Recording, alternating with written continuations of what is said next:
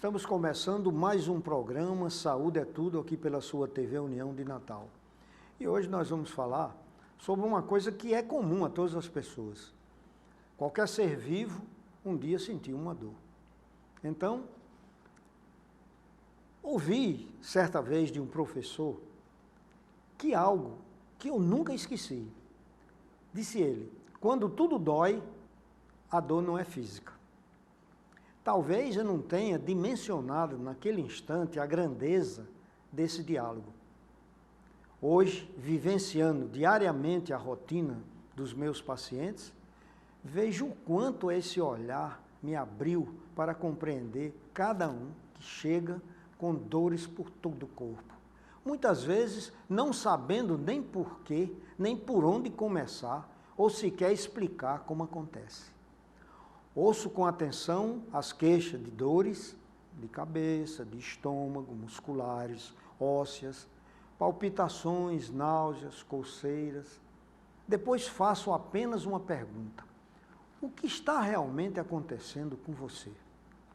Após um minuto de hesitação e até espanto, a maioria cai num choro convulso e doloroso, deixa o choro libertador acontecer e então, no lugar das queixas álgicas de dor, ouço o término de relações, de perdas de pessoas queridas, de problemas financeiros, de medos, de angústias, de ansiedades.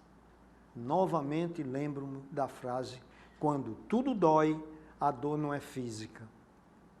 Não é a dor física, é uma dor na alma. Tudo que nos faz mal e guardamos por um mecanismo de defesa vai sair de alguma forma, muitas vezes em forma de doença. É o nosso corpo físico gritando pelo resgate da nossa alma. É nosso corpo nos confrontando com o nosso eu.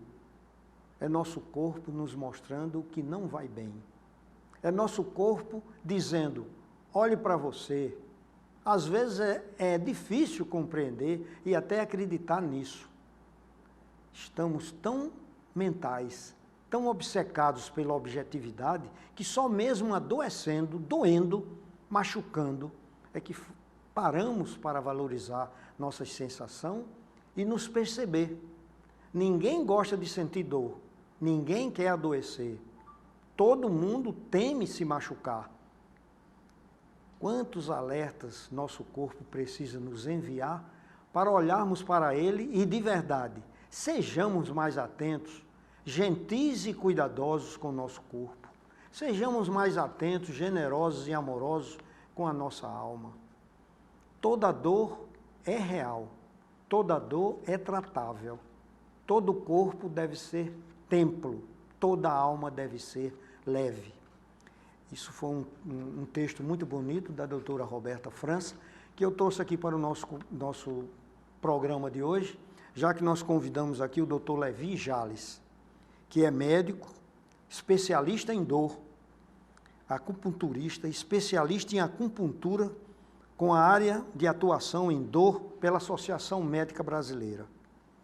Tem doutorado no estudo da morfina, pós-doutorado em estimulação elétrica transcraniana e em pacientes com fibromialgia pela USP São Paulo.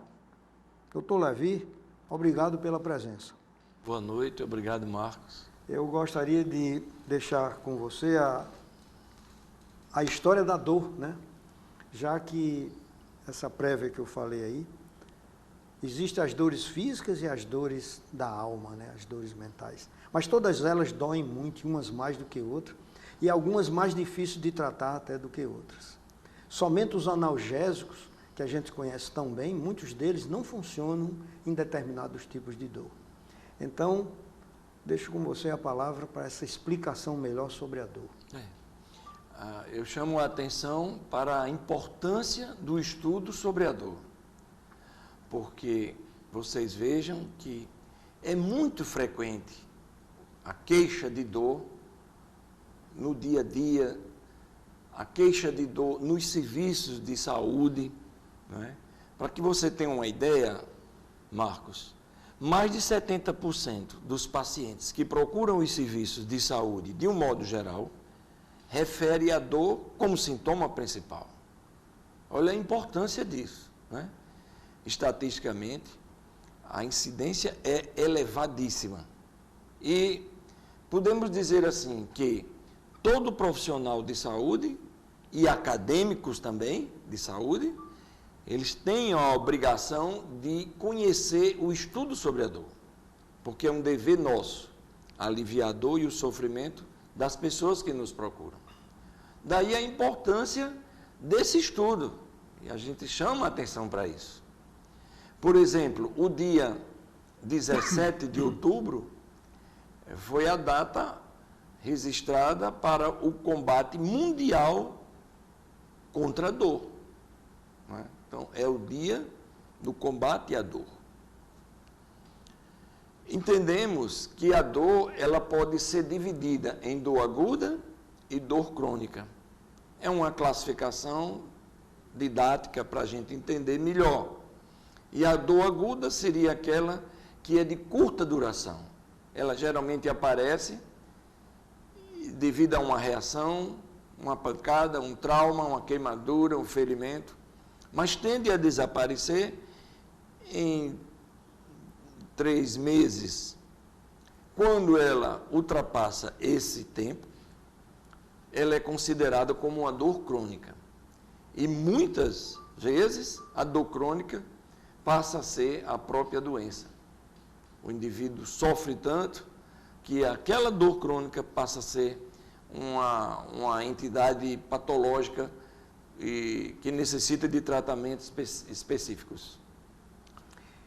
E o que você falou aí sobre a importância da dor, ela é tão importante realmente que tem no símbolo médico sedarem dolorem opus divinus est, quer dizer, é divino sedar a dor. Quer dizer, a primeira condição do médico é sedar a dor. Ele precisa, o paciente não quer sentir dor. A segunda importância nossa é estudar a dor, como você falou, porque se eu tiro o sintoma do doente sem saber o que ele tem, eu também não posso tratá-lo. Então, essa importância que você falou, os 2 itens de o médico sedar a dor, é divino. Ele foi incumbido talvez por Deus mesmo para fazer isso. E segundo, o estudo da dor, porque sedar a dor sem saber por quê e de onde, ele fica com dificuldades depois de tratar o paciente. Exatamente. É isso? Exatamente. Nós temos diversas patologias que cursam com dores crônicas, né? Patologias ligadas à parte osteomuscular, neurológica. De um modo geral, há um tipo de dor muito frequente que acomete a população é a dor de cabeça, a cefaleia primária, é a mais frequente. Junto com a enxaqueca, ela incomoda muito as pessoas. E é interessante explicar que no caso da enxaqueca, a dor ela é de um lado da cabeça, ela é hemicraniana, e ela vem muitas vezes latejando, pulsátil, acompanhada de mal-estar, alterações visuais podem acontecer, náuseas, vômitos. Então a enxaqueca, ela comete mais as pessoas perfeccionistas, ela comete mais as pessoas que gostam das coisas corretas, as pessoas que se preocupam muito, não é? Pessoas que se cobram com a pessoa mesmo, são pessoas geralmente que batalhadoras, conseguem mais as coisas na vida do que uma pessoa que tenha muito relaxamento. Então a enxaqueca tem um caráter genético também. Quem tem enxaqueca é que herdou de alguém da família. E é observado que acomete mais o sexo feminino. Enquanto que a dor de cabeça, que a gente chama cefaleia de tensão, é a mais frequente. Essa acontece em toda a cabeça. O paciente geralmente tem uma sensação de aperto, não é? Uma sensação de aperto e que incomoda também, incomoda. Dependendo da sua intensidade, evita que a pessoa se dirija ao trabalho. Dor de cabeça quem tem dor de cabeça crônica não produz tanto, né? Fica limitado ao sofrimento, procurando diversos tipos de tratamento. Inclusive,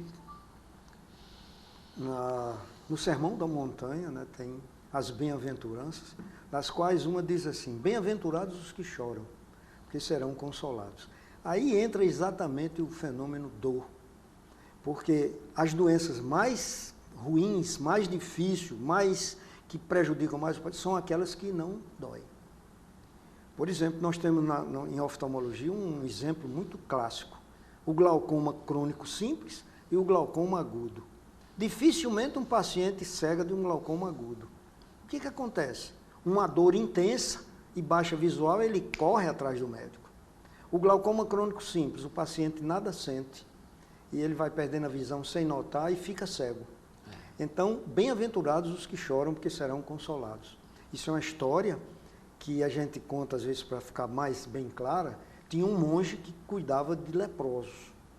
E ele todo dia lavava as feridas dos leprosos com água quase fervendo.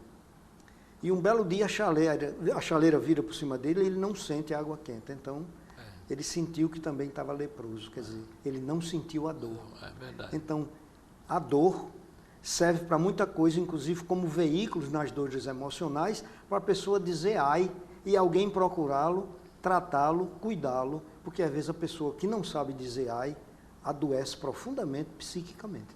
Né? A dor muitas vezes leva o paciente a apresentar depressão. E a própria depressão também faz com que a pessoa fique mais susceptível, sinta mais o fenômeno doloroso. Então, isto é um ciclo vicioso: dor, depressão e dor. Muitas patologias cursam com esse fenômeno. E nós temos que conhecer os mecanismos para interromper esse ciclo. Saber tratar adequadamente a dor, principalmente a dor crônica, que leva a um sofrimento, é importante. E nesse sentido, como se relaciona com depressão, a gente sabe que os antidepressivos, eles são utilizados para o tratamento da depressão e também para o tratamento da dor crônica. Então, essas drogas, elas fortalecem o sistema de modulação contra a dor. E, nesse caso, o paciente fica com alívio da dor e melhora da depressão.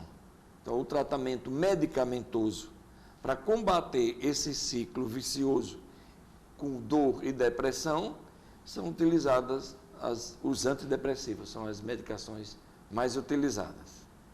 Então, nós estamos hoje aqui com o Dr. Levi Jales, que é médico, especialista em acupuntura e em dor, e que está nos trazendo aqui uma série de informações, porque às vezes a gente acha que é um curso natural, como você sente a tristeza, você sentir a dor.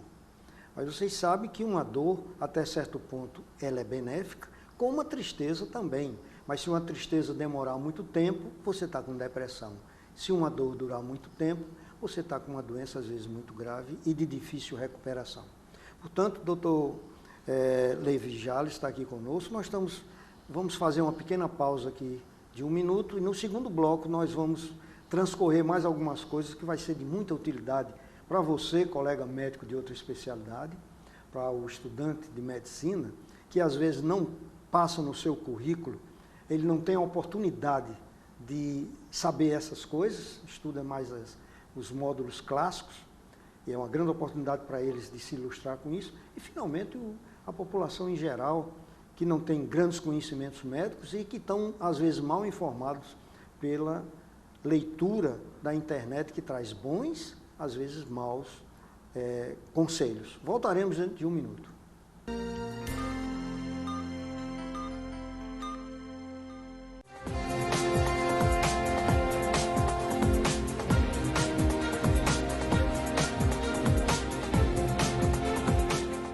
Hotel Oasis, localizado na cidade de Açu, recebe hóspedes de toda a região do Vale, também de outras regiões e estados, por possuir ótimas instalações, café da manhã, área de lazer e com o precinho que você procura. Precisando se hospedar? Essa é uma grande dica. Hotel Oasis, tudo para o seu conforto.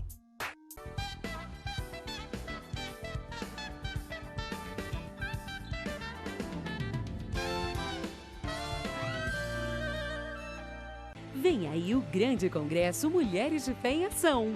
Convidamos todas para esse momento de grande alegria. O congresso contará com a participação de Natália Belo, Gabriela Lopes, Sandra Gama, Aninha Figueiredo, Tabata Medeiros, a cantora Lu Alone e a banda Diante do Rei. Será no dia 7 de dezembro no Teatro Riachuelo, às 14 horas. Senhas disponíveis no Teatro Riachuelo. Venham participar desse momento de muita unção e alegria. Otimismo, uma palavra que supera a crise e faz a economia avançar. A Esterbom, uma empresa genuinamente potiguar, tem o otimismo como inspiração, investindo na qualificação dos seus colaboradores e na sustentabilidade. A Esterbom estimula a capacitação e práticas sustentáveis, como o tratamento de efluentes, a reutilização da água em áreas verdes e o uso da energia solar. Esterbom.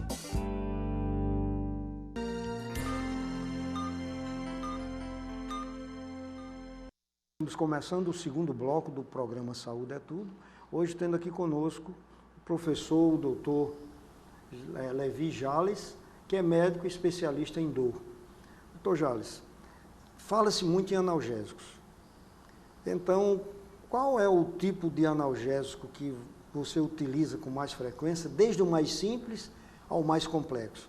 Tenho notado ultimamente que chegam no consultório pacientes portadores de dores as mais diversas, que não está mais funcionando o clássico. Então, eles estão passando para os derivados da morfina, etc. Então, eu queria que você falasse alguma coisa sobre essa coisa. Podemos dizer que os analgésicos, eles podem ser divididos da seguinte forma. Existem os analgésicos simples, como paracetamol e dipirona, o analgésico anti-inflamatório, que é muito utilizado, o analgésico adjuvante, né, que são drogas que foram fabricadas com uma finalidade, no entanto, ela tem outra finalidade analgésica, como, por exemplo, que eu já comentei, o antidepressivo é um analgésico adjuvante. A droga foi primariamente utilizada para a depressão, mas a gente observou que ela também tem um efeito analgésico importante. E além dessa droga do analgésico adjuvante, nós temos os anticonvulsivantes. Então, os anticonvulsivantes são drogas utilizadas para o tratamento da dor também, da dor crônica, principalmente dor neuropática, que é onde o paciente tem uma lesão neuronal e tem aquele sintoma de dor em queimação, dor tipo choque. Então, a gente utiliza muito os anticonvulsivantes. E, grosseiramente, temos também o analgésico opioide. O que é o analgésico opioide? O opioide é toda droga que atua nos receptores opioides. Por exemplo, a morfina é um analgésico opioide clássico, muito utilizado, porque atua nos receptores opioides distribuídos no nosso sistema nervoso. Então, de um modo geral, os analgésicos mais utilizados são esses. A gente ainda pode encontrar outros analgésicos com ação relaxante muscular e outros. De forma que nós temos um leque e a cada dia os laboratórios fabricam mais analgésicos importantes para o controle da dor. Outra coisa, tenho notado muito que na clínica oftalmológica vem tudo, né? A prescrição da amitriptilina. Então, qual seria, assim, as indicações são diversas. Tá. Então, não é? Cada um tem mais. Como seria, assim, essa descrição que você faria? A amitriptilina é um antidepressivo tricíclico muito utilizado. Eu acho que é um dos mais utilizados. A amitriptilina utilizada para a depressão, mas tem um efeito analgésico importante. E por quê? Como se justifica a amitriptilina ser utilizada no controle da dor crônica? A amitriptilina eleva dois neurotransmissores importantes, como a serotonina e a noradrenalina. E nós sabemos que o nosso organismo tem um sistema de modulação contra a dor. e que depende desses dois neurotransmissores. Então, quando eu prescrevo a amitriptilina, eu estou fortalecendo o sistema de modulação contra a dor. Existe um sistema chamado sistema inibidor descendente, que desce do tronco cerebral e libera serotonina e noradrenalina para, no final, aumentar a quantidade de encefalinas, que são substâncias opioides do próprio organismo. Então, é essa justificativa.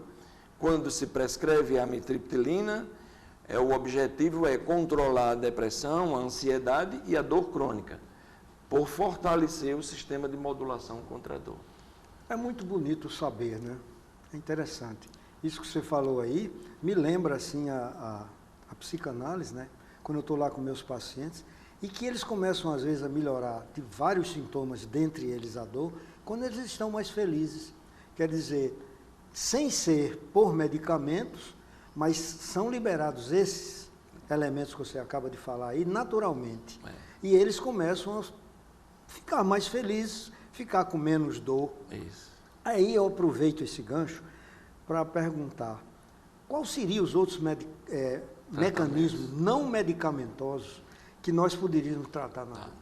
Então, no controle terapêutico da dor, nós temos os remédios, então o tratamento medicamentoso, que a gente comentou aqui, e o tratamento não medicamentoso. Como é realizado atualmente o tratamento da dor crônica por não medicamentos, por terapias não medicamentosas? Como pode ser utilizado isso? Nós temos na prática médica diversas terapias não medicamentosas que ajudam no controle terapêutico da dor, como, por exemplo, a própria fisioterapia, a atividade física, ajuda muito ao organismo a fortalecer contra a dor. Mas existe ainda a acupuntura médica, né, que é realizada através de finas agulhas que estimulam receptores, pontos dolorosos do nosso corpo, com o objetivo de elevar as endorfinas.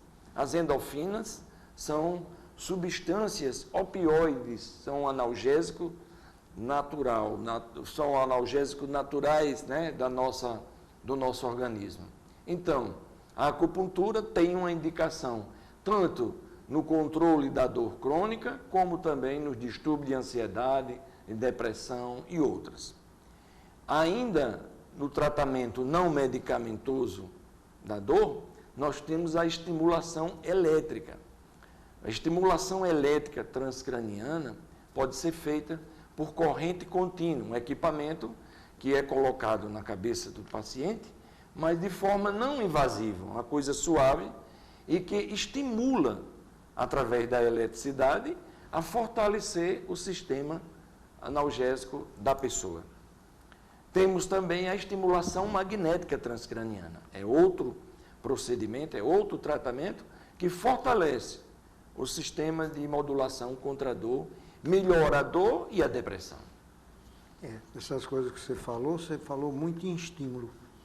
E às vezes o pessoal que está assistindo o programa, eu quero chamar mais atenção ainda como ele fala. Isso existe, é verdade. Como é que uma agulha em determinada situação, isso existe de uma maneira até muito mais complexa, se vocês imaginarem uma pessoa, quando ela olha para um limão ou quando ela corta um limão, ela logo fica com a boca cheia d'água. Se ela não vir um limão, mas pensar num limão, ela vai estimular as glândulas salivares.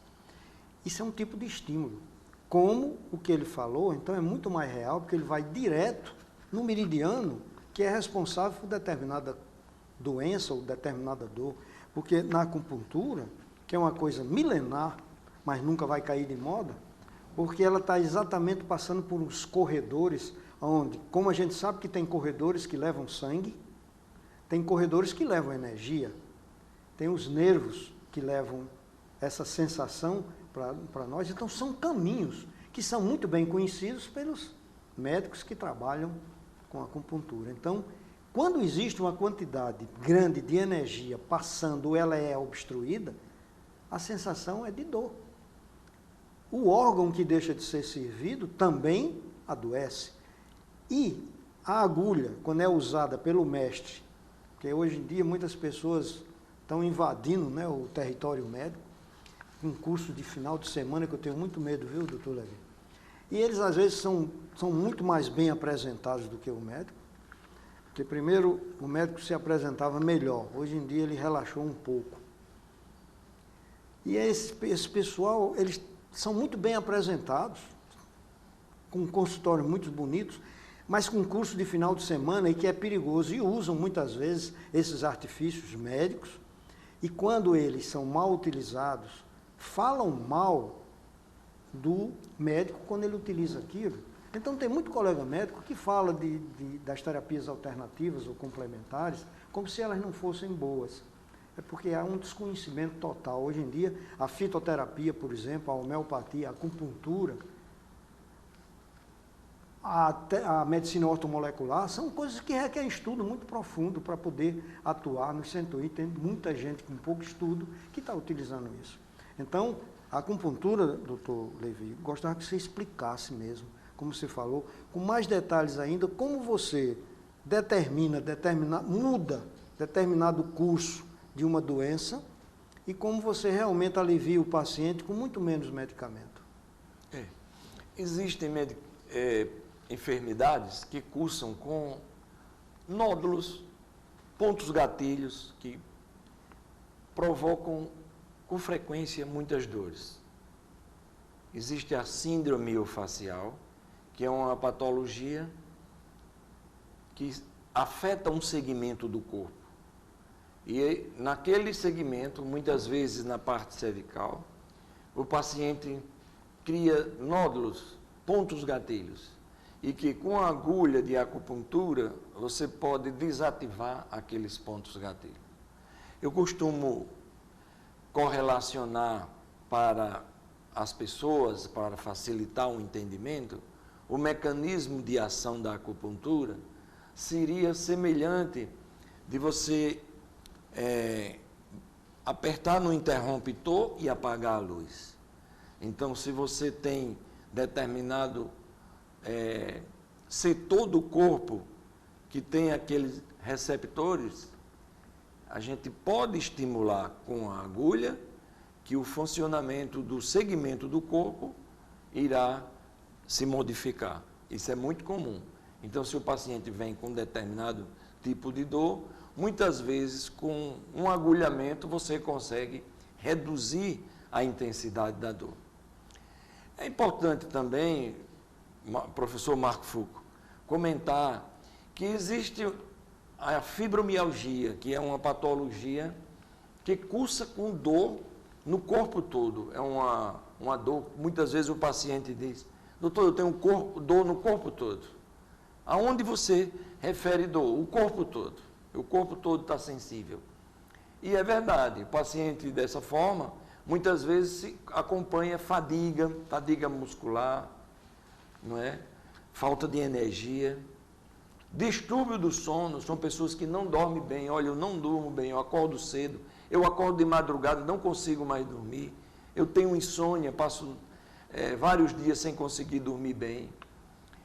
Essas pessoas se juntam também à parte de uma sensibilidade maior. São pessoas que se cobram muito, pessoas que sofrem por antecipação. E a fibromialgia também cursa com depressão. A gente sabe que são 4 os pilares clínicos mais importantes na fibromialgia, como a dor crônica difusa pelo corpo todo, a fadiga, a insônia e a depressão.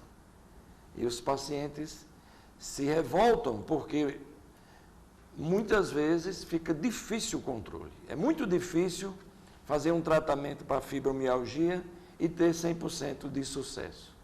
Se a gente chegar a 70%, 80%, juntando as terapias, isso já contribui muito para o alívio da dor e a melhora da qualidade de vida nesses pacientes. Inclusive, o estudo da dor é importante porque não é uma coisa muito antiga a fibromialgia, né? Ela A dor sempre existiu, mas a síndrome da fibromialgia, não faz muito tempo que o médico começou a ter que lidar com isso. E ter especialista tratando disso. E sempre vai aparecer mais novidade. Por exemplo, você sabe agora lá, como tem vindo a procura de outras dores crônicas, como a chikungunya, que dói tudo da cabeça aos pés. Quer dizer, também é uma novidade, porque não era assim. E nem existia com essa frequência toda. Então, quanto mais novidade aparece, sempre ela vem acompanhada com uma coisa, dor.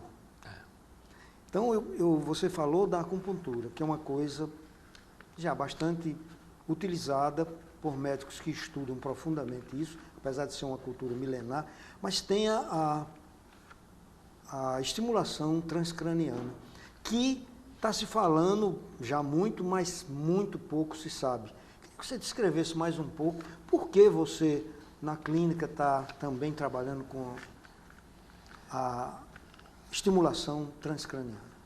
A estimulação transcraniana, ela pode ser elétrica e pode ser magnética. Todas as duas têm um resultado satisfatório no fortalecimento do organismo e alívio da dor.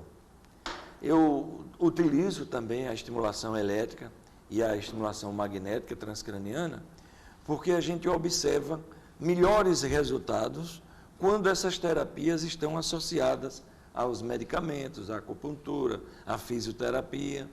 Então, de um modo geral, a estimulação do cérebro ajuda muito na qualidade de vida do paciente. O paciente passa a dormir em condições melhores, né? Passa a ter um relaxamento muscular mais apropriado. De um modo geral, tem indicação na fibromialgia, sim, esses tratamentos não medicamentosos. E outra coisa, doutor Levi, a gente tem visto nas reuniões, nos congressos, a utilização também da estimulação transcraniana na depressão, né? Sim. Então, qual é assim a sua observação? O que você tem notado nesses casos? Na verdade, a estimulação elétrica do cérebro, ela foi criada para controlar a depressão, né? Existem 3 tipos de terapias utilizando a estimulação elétrica. Existe a eletroconvulsoterapia, que é um tratamento já até antigo, né? De se submeter o paciente a um eletrochoque, sendo que esse procedimento é feito no hospital com o paciente internado e com um especialista no assunto. E depois vem a estimulação magnética e a estimulação elétrica transcraniana por corrente contínua, que é um equipamento menor. Tanto a estimulação magnética quanto a estimulação elétrica transcraniana por corrente contínua é feita no consultório, na clínica, sem maiores problemas, entende? Agora, a estimulação elétrica convulsoterapia é muito mais utilizada para a depressão de difícil controle, que dá um resultado satisfatório, não é? Naquelas depressões onde o paciente já usou todos os medicamentos e não consegue se livrar. Aqui no nosso estado existe colega que faz, psiquiatra, que faz o tratamento com eletroconvulsoterapia, é o especialista nesse assunto. Doutor Levi, quais são as instituições de saúde que se dedicam ao estudo da dor? Muito bom. No Brasil, existe a Sociedade Brasileira para o Estudo da Dor. Então, a SBED é uma instituição que foi fundada com o objetivo de promover o estudo sobre a dor. Ela é formada por todos os profissionais de saúde, médicos, enfermeiros, dentistas, fisioterapeutas, todos os profissionais de saúde. E aqui no Rio Grande do Norte, nós fundamos a Sociedade Norte-Rio-Grandense para o Estudo da Dor, na qual faço parte também. E a nível internacional, tem a Associação Internacional para o Estudo da Dor, que é a IASP. A IASP é uma sociedade internacional que promove o estudo sobre a dor no mundo todo. Eu acho interessante o seu empenho nessas coisas, sabe, doutor Levi? Porque, por exemplo, nesse último empreendimento que você fez junto com a Associação Médica, o segundo fórum, né, de medicina, foi muito bom. Foi muito bom. Eu aprendi muito com as coisas que foram, a seleção dos assuntos. Enfim, hoje em dia o médico é tão ocupado, ele corre tanto para desempenhar suas funções, que muitas vezes eu não sei como é que você consegue juntar tudo isso e ainda fazer um... Eu fiquei cansado de ver a organização.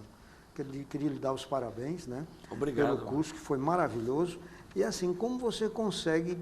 Porque chega um professor, falta um professor, isso é complicado. Na verdade, o segundo fórum de encontro, foi um encontro, né, científico, o segundo fórum de atualização médica do Rio Grande do Norte foi promovido pela Associação Médica e pelo Sindicato Médico. Eu faço parte das duas diretorias. E aí a gente organizou, junto com todos os colegas da associação e do sindicato, de fazer uma atualização médica. Nós precisamos da atualização médica. Cada dia, pesquisas novas, resultados de tratamento. Então, o médico ele tem que estar atualizado para poder acompanhar. Nós temos um compromisso muito sério com a nossa sociedade, em procurar prestar a melhor medicina, né? A medicina do nosso estado. E essa medicina deve ser feita com a boa tecnologia e com humanização. A gente sabe da importância de atender bem um paciente, vendo a parte daquela pessoa que está sofrendo, que está sentindo um incômodo e que a gente precisa aliviar o sofrimento e melhorar a qualidade de vida das pessoas da nossa região. Ultimamente, eu tenho notado, doutor Levi, assim, como os pacientes assim, estão ficando um pouco agressivos, às vezes, com o médico, como se ele fosse culpado de tanta desorganização que tem por aí.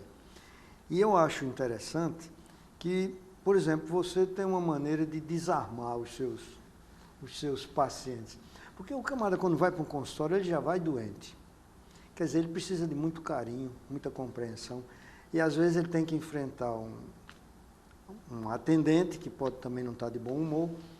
Enfim, eles estão preparados, e os advogados também, para botar processos em cima dos médicos. Os médicos estão assustados com isso. Eu noto isso, porque eu tenho uma filha que trabalha com isso. E a gente nota que é complicado. Às vezes, o médico tem até medo do paciente. E eu acho muito engraçado quando eu vejo você entrar no consultório. Eu acho que mesmo que entre algum paciente mal intencionado, com a maneira como você o trata na sala de espera, eu acho que ele desarma. É muito interessante. Isso devia ser ensinado nas faculdades de medicina. Como um médico chegar no consultório e falar com seus pacientes. Eu admiro muito sua maneira de atender. Quando você chega, o paciente, eu acho que ele já melhora na sala de espera com o seu atendimento. E isso é uma coisa que eu queria falar um pouco mais, agora no terceiro e último bloco, nós vamos fazer uma pequena pausa, sobre a humanização do trabalho médico, da medicina, porque se fala muito nisso e eu acho que a gente está muito distante mesmo. Então, no terceiro bloco, nós vamos falar alguma coisa sobre isso, que é de importância para todos nós, médicos, estudantes de medicina e o próprio paciente. Voltaremos dentro de um minuto.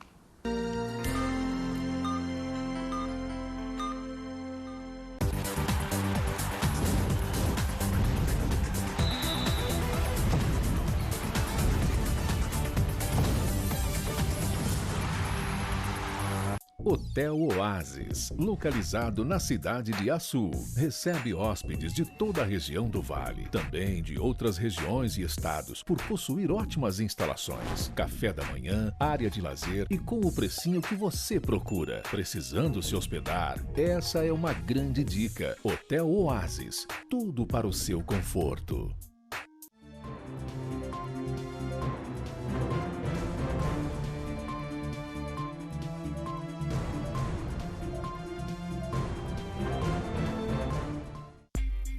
O que já é muito bom, ficou ainda melhor. Então vem pra internet fibra ótica da Cabo Telecom. Com a Cabo Fiber você tem ultra velocidade de download e a melhor e maior taxa de upload da cidade. Além de suporte técnico especializado, atendimento domiciliar em até 3 horas e estrutura totalmente ótica. Ligue 2010 2010 e venha pra internet fibra ótica da Cabo Telecom. Cabo Fiber, o que já é muito bom, ficou ainda melhor.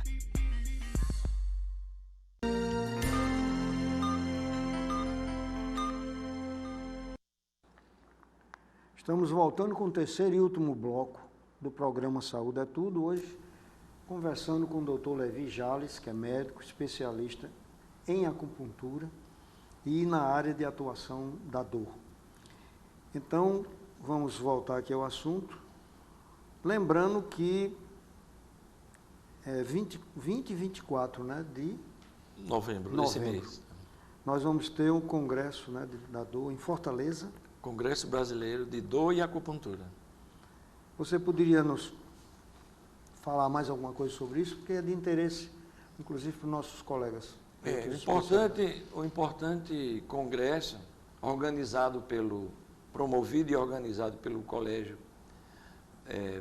Brasileiro, Colégio Médico Brasileiro de Acupuntura, e que será realizado nesse período de 20 a 24 de novembro de 2019, em Fortaleza. E lá nós teremos inúmeros resultados de pesquisas, debates, palestras importantes no sentido de como devemos atuar para dar o diagnóstico mais preciso no controle terapêutico das enfermidades dolorosas e também da importância de pesquisa, estudos, aprofundar a pesquisa nesse aspecto. Muito bem. Então, como eu estava conversando com você aqui há pouco, é importante assim a parte de humanização da medicina, né? E é uma coisa que me preocupa, doutor Levi, porque com tanto desenvolvimento da tecnologia, que foi muito bom para a medicina e para o médico, mas em compensação eu acho que ela afastou também um pouco o médico do paciente. Porque hoje em dia, às vezes, o médico se encanta tanto com os programas que ele tem lá no seu computador, que ele esquece de cumprimentar o paciente. Apesar dele estar com muita cultura na cabeça ou até resolvendo o problema do paciente, mas o paciente não gosta disso. Se eu pudesse, eu escondia meu computador no consultório, porque eu também utilizo muito porque é necessário. Hoje o conhecimento médico não pode ficar limitado a tudo que ele tem na cabeça dele, ele tem que recorrer a alguns programas. Mas o que se teria assim para nos informar sobre o que você acha dessa humanização que tanto se fala, mas que eu acho que não está funcionando tão bem? Eu acho que a base do valor da humanização está muito ligado ao fenômeno relação médico-paciente. No fenômeno relação médico-paciente, que é a primeira consulta, vamos dizer assim, que o paciente é apresentado ao médico e o médico ao paciente, existem fenômenos inconscientes transmitidos tanto de uma pessoa, do médico para com o paciente e do paciente para com o médico. Os fenômenos psicológicos mais estudados são os 3. É a transferência, contra-transferência e resistência. A transferência é o fenômeno no qual o paciente vê na figura do médico alguém que ele goste. E essa transferência, ela se torna positiva. O paciente vai se consultar e quando o médico começa a falar e a abordar o paciente, ele vê parecido com um tio que ele gosta, um irmão, um primo, um amigo. E esse aspecto emocional positivo ajuda muito no tratamento final, no controle terapêutico das enfermidades que ali ele está presente. Agora, existe também a contratransferência, é de que o médico inconscientemente vê na figura do paciente. Se é alguém que ele gosta, lembra uma tia, uma irmã, alguém na família, e aí me parece que aquela relação se torna mais positiva e aquilo ajuda também a transferência e a contra-transferência. Quando positivas, geralmente promove um resultado satisfatório no tratamento. E existe um outro fenômeno, não é? Que é a resistência, onde já se estabelece isso como científico, que o paciente coloca obstáculo ao tratamento, no sentido de impor uma resistência ao médico. É como se o paciente dissesse, essa minha dor você não tira, é como se fosse um desafio. Isso tudo inconsciente, não é?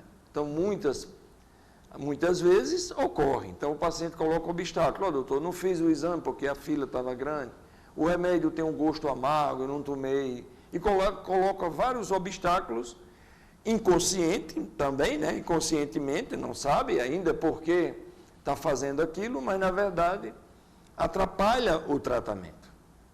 Então, é importante que haja uma boa relação entre o médico e o paciente. E por isso que a gente observa que a consulta deve ser consulta demorada. Não se admite uma consulta em 5 minutos. Nós temos que conhecer o nosso paciente na sala de espera. Ele passa a ser avaliado naquele momento que aperta a mão, naquele aspecto que ele está ali. Quando ele anda, a marcha do paciente, o médico olha e observa. Existem vários tipos de marcha que se relacionam com a doença. Muitas vezes, quando o paciente vem andando, puxando uma perna com o braço, a gente já viu, ele sofreu um AVC, um acidente vascular cerebral. E a gente já começa a avaliar. O paciente andando com passos curtos, tremendo, o corpo para frente, tremores involuntários, eu já estou vendo que se trata de um paciente com a síndrome de Parkinson. Então, o médico, ele examina o paciente na sala de espera, quando ele caminha, o aspecto dele, se ele está triste, se está deprimido, se está emocionalmente afetado, se ele está agitado, tudo isso é observado e é importante ser feito isso. Então, eu acho assim, a medicina é fundamental que seja positiva, uma medicina humanizada, atendendo o paciente como um ser biopsicossocial, entendendo o sofrimento da pessoa. Essa é a grande base. E a parte tecnológica, sim, vem ajudar, diagnóstico, tratamento, tudo isso influi muito. Mas o relacionamento tem que ser positivo. E é importante saber que o paciente, ele deve ser tratado e observado a evolução. Não é numa consulta que você chega a uma conclusão. Você tem que voltar, você tem que manter aquele treinamento para você conhecer melhor e que doença, para chegar a um diagnóstico próprio, um diagnóstico mais próximo ao verdadeiro, para você fazer um tratamento adequado. Então, é importante que a relação médico-paciente seja positiva, que o diagnóstico seja o mais provável, adequado possível e que o tratamento tenha um resultado mais satisfatório para se chegar à conclusão que valeu a pena aquela assistência médica. Isso você falou aí, é muito importante. Quando eu fiz o curso de psicanálise, essas coisas eram os pilares que o professor de psicanálise nos ensinou. Se não houver a transferência, termine a sessão. Você não vai conseguir nada com o paciente, porque é justamente da transferência que você vai conseguir dizer ao paciente que você sabe o que ele tem. E se ele acha que você sabe o que ele tem, ele também acredita que você vai curá-lo. Então, esse momento é importante. E, às vezes, por causa de uma bobagem, você pode perder essa transferência. Então, ele diz logo, se não houver transferência na psicanálise, já que a gente não usa muito medicamento, usa mais a palavra, escuta e fala. Então, se não houver esse rapport entre o paciente e o médico, nada se consegue. Você falou muito bem aí que isso não é só na psicanálise, é na medicina, de uma maneira geral.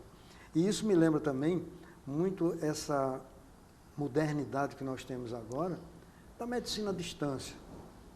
E que eu acho espetacular eu estar no meu consultório, pegar uma foto de uma uveíte, por exemplo, de um paciente meu, e eu me comunicar com um colega meu lá em Portugal, na Itália, e ele que sabe muito mais de uveíte do que eu, poder me dar uma opinião. Isso é sensacional. Mas sem exageros, que aí me lembra do Dr. Cleito, que eu conversando com ele, um paciente que já vinha de vários médicos e ninguém acertava a doença dele, e que ele disse, doutor, nenhum médico nem chegou nem a me examinar, foi só passando remédio, e Cleiton, quando olhou para o paciente, viu que no pescoço dele tinha uma deformidade que lembrava uma doença da tireoide. Pediu os exames, realmente, ele estava com a tireoidite Hashimoto. Quer dizer, mostrando assim que a presença do médico, e ele está com o paciente, olhando para o paciente, como ele fala, como ele anda, é fundamental. Isso que você está dizendo aí é uma coisa assim, que infelizmente, às vezes, a gente dá nossas aulas clássicas na faculdade, mas isso não é muito ensinado na sala de aula, e é fundamental, porque quando a gente aprende com os pacientes somente, a gente leva um certo tempo e, às vezes, perde alguns pacientes por conta disso, né? Então, é muito interessante esse conhecimento, e isso não vai mudar nunca. Sempre é importante a presença do médico, e sempre será importante o conhecimento do médico em relação ao paciente. Apesar de todos os aparelhos, toda a modernidade da imagem que existe para nos ajudar, né? Mas eu me lembro que há 55 anos atrás, eu não tinha nada disso, já era formado, e a única imagem que eu tinha era um raio-x que não era digital, e a gente dava grandes diagnósticos. E o médico tinha que saber mais, porque ele tinha menos condições de ter essa que hoje nós temos, uma ressonância magnética. A gente vê o corpo se mexendo lá dentro, funcionando, não é isso? É. Então, eu acho que hoje se tem muito mais dor do que antigamente, porque parece que os pacientes querem nos chamar a atenção para que eu estou aqui, me escute, eu estou querendo que você me preste mais atenção. Então, hoje o paciente tem que gritar mais alto, e às vezes eu noto que o paciente chega no consultório com os problemas visuais, que ele exagera um pouco no que ele está sentindo, para ver se eu dou mais importância a ele. Que quando eu olho lá no microscópio, na lâmpada de fenda, não coincide muito o que ele está sentindo, o que ele me disse, com a doença que ele está. Mas é como se fosse uma apelação para que olhe para mim, preste atenção, eu estou muito doente, né? Então, são coisas assim que a gente aproveita assim, num programa como esse, onde ele tem uma amplitude maior, onde ele está com mais pessoas assistindo. Primeiro, para vocês entenderem melhor o médico, que muitas vezes ele é mal interpretado. Às vezes, hoje em dia, você chega num ambiente ou numa repartição onde o médico trabalha, que falta quase tudo, e às vezes o paciente não se sente bem atendido e põe a culpa no médico. Às vezes, nós não somos tão culpados assim. E também para o estudante e os outros colegas, para a gente se lembrar que nós somos figuras escolhidas pela divindade para tratar do nosso semelhante. Então, isso é uma coisa muito importante que a gente tem que lembrar, mais do que o tempo que a gente está com aquele paciente, né? Lembrar também da importância da semiologia, né? Então, o exame físico deve ser completo, da cabeça aos pés. Então, todas as manobras semiológicas devem ser valorizadas. Muitas vezes o diagnóstico, a hipótese de diagnóstico é oferecida, é informada ali, é trazida, é reconhecida pelo médico na história clínica, a anamnese e no exame físico. E você já sai com um diagnóstico.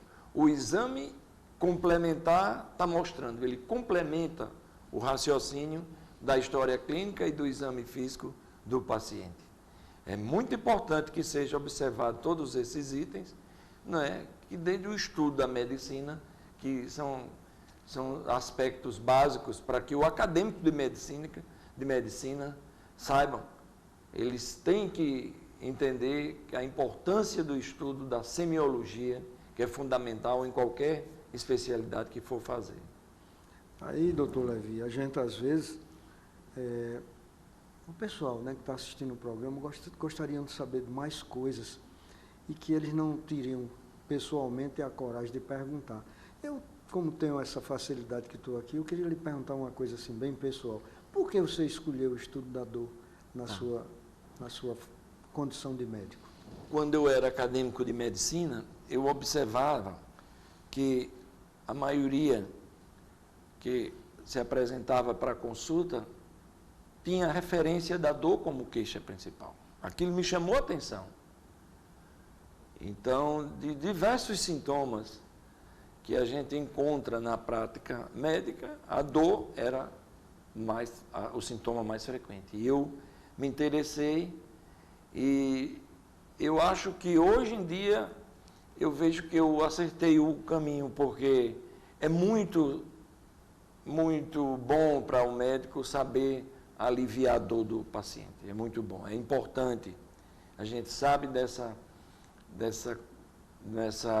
atitude de procurar melhor a avaliação do paciente, uma situação que traga um retorno de satisfação para ele. Quando você tira a dor do paciente, realmente é muito satisfatório também para a equipe médica, para o médico e para a equipe médica. E a gente sofre muito quando nós não conseguimos tratar a dor adequadamente do paciente. É muito triste para o médico e para toda a equipe saber que não conseguiu um sucesso no tratamento da dor. Tem muitas enfermidades que você não consegue tratar 100%. Inclusive, quais seriam, assim, Levi, as dores que são mais cruciantes assim, para o paciente e que às vezes não indicam muita gravidade? E a gente já falou anteriormente, algumas patologias que são extremamente graves e doem pouco. Então, você dizer mais alguma coisa sobre isso? Mas assim, eu digo, poderíamos perguntar assim, qual é a pior dor que a pessoa, que ocorre? É aquela que a gente sente. A pior dor é aquela que a gente sente. Quando você está com dor, você sabe que fica limitado, você se preocupa, vai ter um sofrimento, será que eu vou morrer daquela dor? Você não consegue produzir, você não consegue raciocinar normalmente. Então, esse sofrimento, realmente, o pior é aquele que a gente está sentindo. Mas existem algumas patologias clássicas, como o câncer do pâncreas, sabe, que dói muito, né? As metástases ósseas, né? Os tumores que comprimem a estrutura nervosa, provocando dor oncológica, difícil controle clínico, a dor oncológica.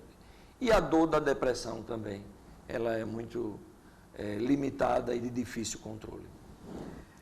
Muito bem, doutor Levi, foi muito bom sua vinda aqui, para mim e para todos que estão assistindo esse programa aqui. Eu queria deixar esses 30 segundos restantes, que você termine o programa. Tá, eu agradeço ao professor Marco Fulco, brilhante, como sempre, trazendo um aumento na divulgação dos conhecimentos científicos da saúde, da medicina de um modo geral. Nós realmente agradecemos muito a sua participação e a oportunidade de estar aqui com você com o maior prazer. E volto sempre que for convidado. Obrigado, professor. Muito obrigado também. E a vocês que assistiram o programa, até o próximo. Não esqueçam que é quinta-feira, às 21h30 e no domingo, às 11h30. Até lá.